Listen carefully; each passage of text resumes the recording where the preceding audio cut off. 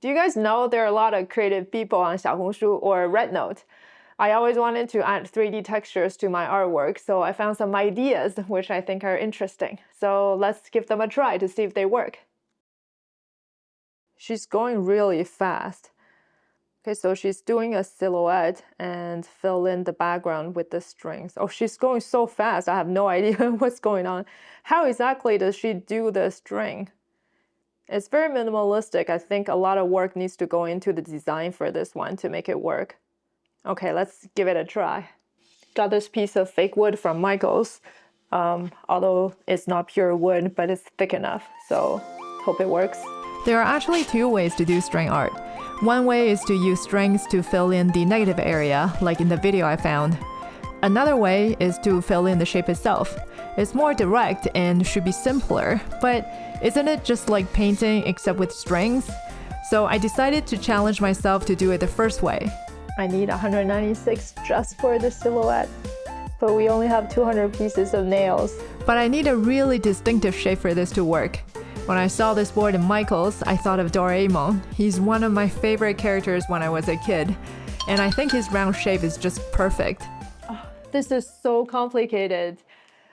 This is the first one I tried, and what I was doing was trying to have equally spaced dots on the outside circle and equally spaced dots on the shape of Doraemon, and then trying to map out all the lines to make the pattern look like it's radiating out. But this is so complicated because the inside shape is not a circle. It cannot have the evenly distributed radiating pattern, and the dots are getting really close and it's messy, so I'm like, I'll just start over again. And I got a new piece of paper, draw the lines more accurately, and trying to do the same thing. But it still doesn't work because the inside dots are really too close together. I think the nails are just gonna be jam-packed and it won't look good. And then I realized I don't really need to worry about the lines now. I just need to have equally spaced dots on the outside, equally spaced dots on the inside, whatever that looks good.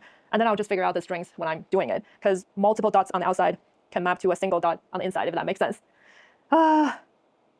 String artist, if you're watching, let me know if I'm doing something stupid.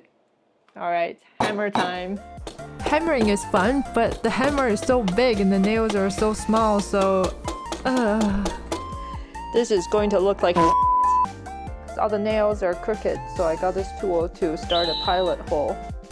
It was much easier with a pilot hole, and I can hold them with a plier without slipping too much. But God, I suck. Many of them are still crooked. I had to adjust each one of them off camera before I start stringing.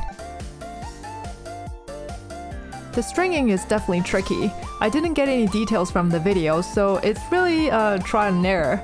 I had to redo a few times, but I eventually got a pattern I'm happy with. It was actually quite enjoyable. I was amazed how well it turned out.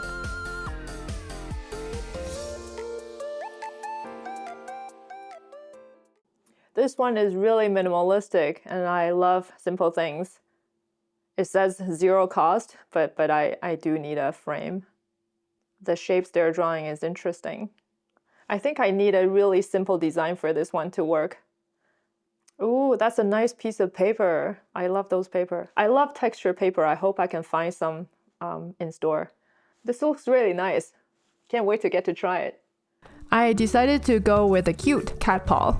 This requires 3 layers of cardboard, and my paper is really thin, so I was a little bit worried that the paper might not be as smooth as shown in the video because their paper is pretty thick, and they have 2 layers of cardboard. But it turns out that was not even the right thing to worry about. Oh, it's disgusting. Now I have to ask what's in these papers. Is it garbage? There's some like, I don't know, some like long thin pieces of stuff. It could be hair. Ah! What do I do? There's a hole here. Can you tell? That's okay, you cannot tell, right? Can you tell? It's like it's growing mold. Oh yeah, I'm gonna paint over it. Oh yeah, I completely forgot. I thought this is it.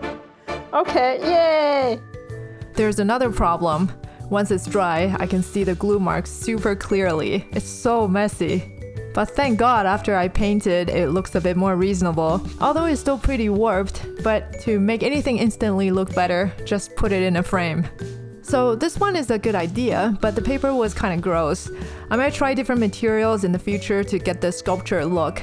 Okay, moving on to the next. Oh wow, that's a lot of tearing apart of the paper bags. I'm not gonna use my blender for non-food items.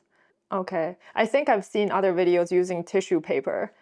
I can do that. The texture is definitely interesting.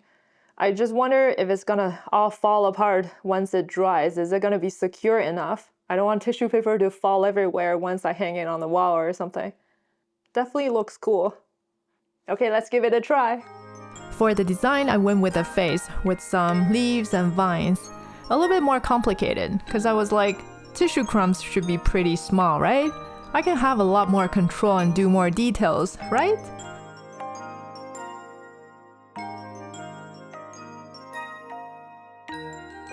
I'm trying to make it black for the hair, but I don't know if this is a good choice. Oh wait, I haven't put glue in yet, but I just want to see what it looks like. Ah! The black mix was too gross, so I changed the hair color to blue. The texture is pretty cute, the toilet papers are wet and puffy, now her hair looks like a little lamb. The video says to put on the light color first, so when you put on the dark colors, the light color should be dry so it does not bleed. But that doesn't make sense. It's toilet paper. It's gonna bleed whenever you put them next to each other, unless both are dry, but how is that gonna stay? So anyway, I left it to dry for 24 hours before I put on the black lines, but now look how dirty she is. So I waited another day before I put on the background color, but as I put it on, it was like a bleeding party. It's completely out of control. It's a huge mess. The leaves eventually disappeared into the background, and the background invaded her head. So no go for this idea, at least not with toilet paper. So this one is more like a drawing video. Oh, she has to create the texture for the background first. It's not just drawing. The texture on the background is quite interesting as well, I guess. The texture on the background adds to it as well. Oh, she adds, like, what is this? Sand to the paint? Oh, usually what I see people do is just to use the heavy body acrylic, but she adds texture to it. I think this is gonna add an interesting effect, but I'm not sure how smooth it's gonna be. Like, won't it get clogged when you squeeze it out from the butt? We'll see if it works.